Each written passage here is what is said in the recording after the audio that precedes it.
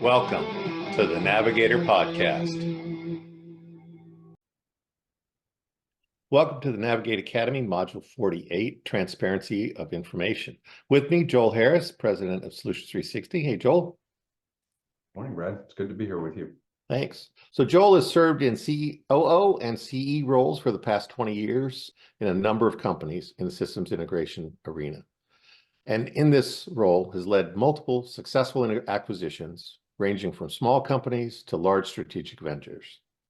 In your past roles, and now your current role as President of Solutions360, you worked a lot with a lot of companies and also with Navigate Management Consulting being one of our principal consultants, really looking at transparency of organizations. So I mean, you were my guy to go to for this one. So I'd like you to begin sharing your beliefs and thoughts on just the value of transparency, how we get it, why, all that. So we often see, and people hear transparency and they just get almost a phobia about it. What are some obstacles that you feel often get in the way of sharing transparent information? A couple of big ones, right? So a lot of our companies that we work with, and the ones I ran, are private companies. And so they're very nervous about competitive information getting out. They're very nervous about their people using the information wrongly. Mostly, hey, you made a lot of money, I need a raise. They hear transparency and they hear open the bank accounts. That's not what we're talking about. Open book management philosophy means that you allow the people to see the impact that they themselves are having on your business, whether the individual person in the field, to a manager of department, to a VP, but providing the appropriate information to the person, not inappropriate information. So we're not asking you to open all the HR records for all your employees to everybody in the company, but we are saying that if you know the hours that you're supposed to be putting on the project, then you can report against your progress against how many hours are on that project for a field technician. And so it's determining the appropriate level of transformation to help overcome this fear of, when I hear transparency, I hear open all my dirty secrets. And the second thing is, people are often afraid about bad news. That if my employees really knew that we were having a rough patch, then they would all leave us. That's rarely true. What it does is inspires our colleagues to actually pitch in and help us get through a rough patch, as opposed to sit on the sidelines and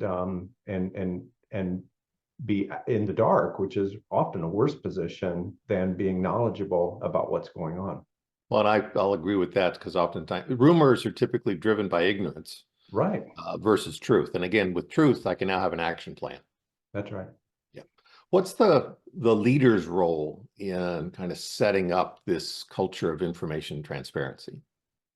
Well, I think we mentioned it. It's finding the level of appropriateness for the organization, right? So we've talked about in the past, right? So if I'm a general manager managing a branch, then the appropriate level for me is the contribution margin that my branch is driving to. I don't need to know the total company P&L, but I might need to know what is my branch's contribution towards that. If I'm a service department organization, don't need them distracted. What's the profitability of my projects? I need to understand what's my customer profitability over those service contracts that I'm holding, and how am I staffing against that? So it's the leader's obligation to understand the organization and not shower them with 1,000 KPIs. Yeah, those are all good, but they become alarm fatigue and too much noise in the system, because you want your manager focusing on, and your executive team focusing on, the critical few that really matter to them. So the leader's role is critical. It's not something to be abdicated to say,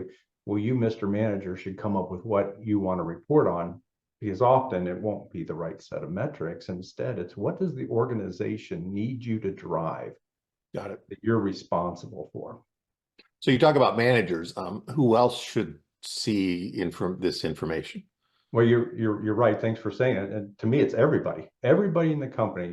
Gino Wickman in Traction says, know your number. Everybody's got a number. And I'm a big believer in everybody's got a number.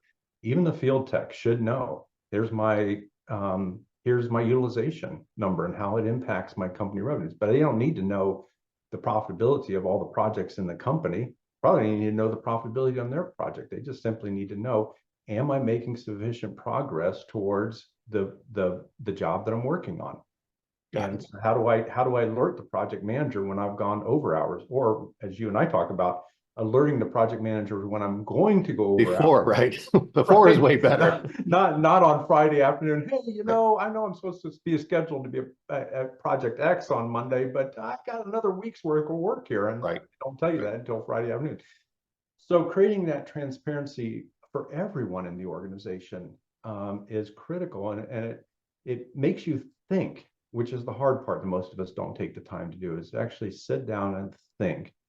I remember when you and I were working together on kind of early days of trying to figure out what were the levers of Solutions 360, and I had revenue numbers, and you kept saying, Joel, I need to know the hours behind your assumptions, and we broke it down to hours, because hours are what we can manage, not the dollars associated with those hours.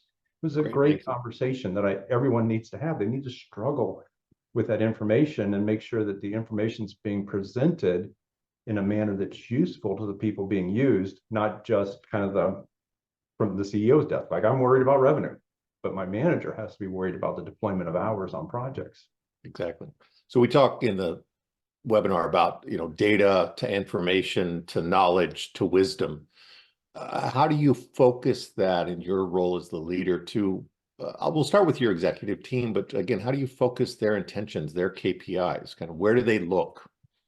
I think that's a great question, because early on, I was a big believer of just tell people what they needed to know, and then they would go fish for their own information. And I did that for years as a middle level or senior executive, and I would run into organizations and they didn't have what I needed. So I would just go build my own kind of set of data that I was watching and monitoring. And what I've learned since then is that you have to put this in people's faces, right? And it has to be public, and it has to be available to all. So anything you can do to streamline that. Again, when we joined, we had a set of reports that the management team looked at, but we didn't have a common place. We didn't have a common cadence. And so we put those structures in place to make sure that everybody, it's in their face, right? It's not asking people to go get information and report on it, because for most of us, we're so busy, that's going to be the last thing we do every day.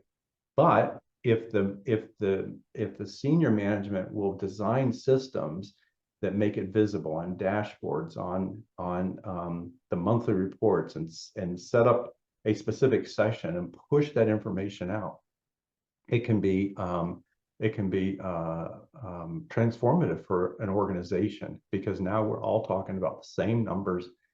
Again, different numbers for everybody is important, but as they roll up the executive team, what are the critical few that we're all focused on performing against and making it visible? Put it in their face.